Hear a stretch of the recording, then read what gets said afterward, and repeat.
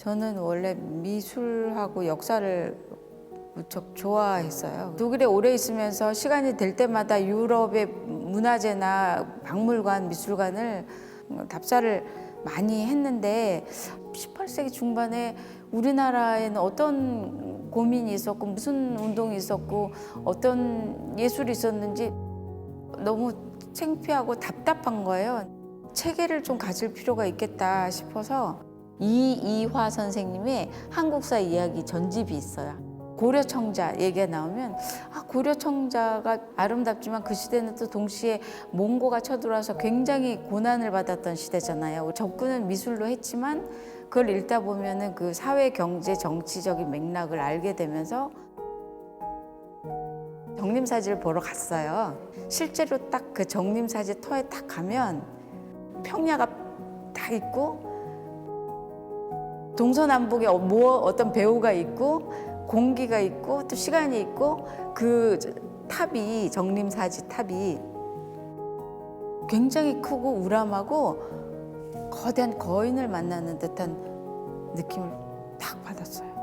그게 안 잊혀져요. 그래 2016년 그게 기폭제가 된 것 같아서 계속 역사를 이제 고대사 배우고 책도 읽고 답사를 계속 다니고 그다음 추적하고 궁금하니까 거꾸로 거슬러 가니까 이제 빗살무늬까지 가게 된 거죠. 그래서 저에게는 여행이 그래서 더 이상 여행이 아니고 답사가 된 거죠.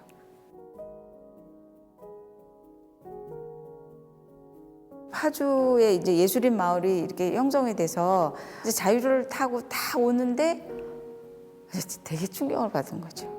가시가 돋친 철조망이 끊임없이 이 아름다운 강변에 저렇게 수십 년 동안 이렇게 쌓여 있는 데서 내가 살았었단 말인가? 그리고 참 한국이 분단국이지 깜짝 놀랐어요. 여기서 예술을 한다는 거는 보이지 않는 아주 긍정적인 에너지, 좋은 마음으로 예술을 한다면 그게 기여할 것 같은 생각이 들었어요.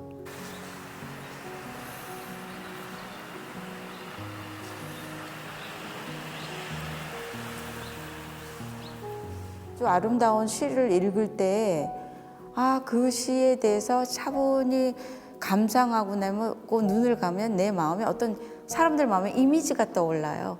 논리적인 회로를 지성의 회로를 거치기 이전에 항상 형상이 인간에게 먼저 와닿는다는 원초적인 힘을 갖고 있다라는 알아듣지 못하는 언어로 막혀 있는 어떤 그 단절을 음악처럼 율동처럼 또 그 색깔이나 형상처럼 감정을 그대로 소통할 수 있잖아요. 또 원형적인 어떤 관계들이 미술 속에서 막 넘나드는 게 즐거운 것 같아요, 저는.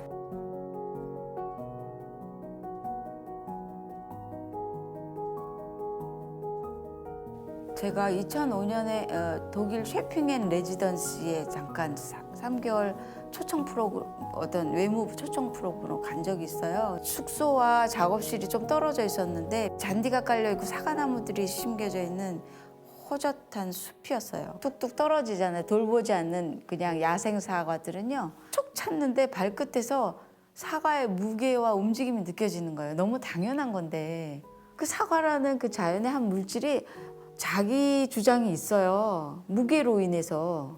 그리고 자기가 머물고 있던 그 무게감이 저한테 저항을 일으키잖아요. 전 차고 싶은데 버티는 게.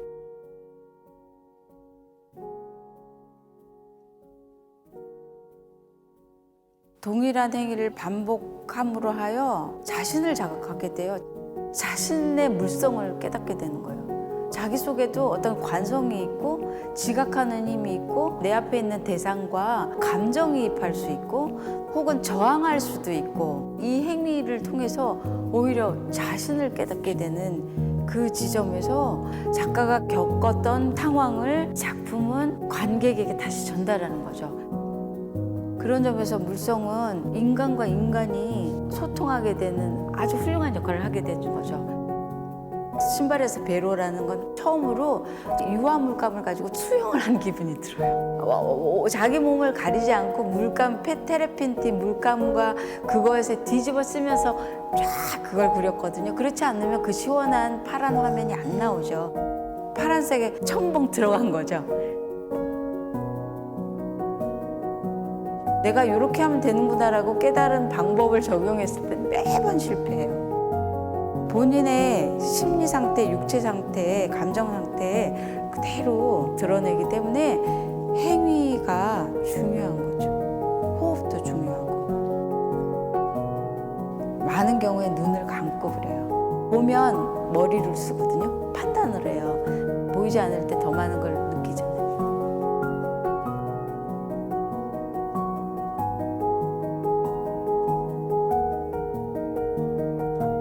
진정으로 대학이 어려운 것은 우리 자신 속에 있는 모순을 극복하지 못한 상태거든요.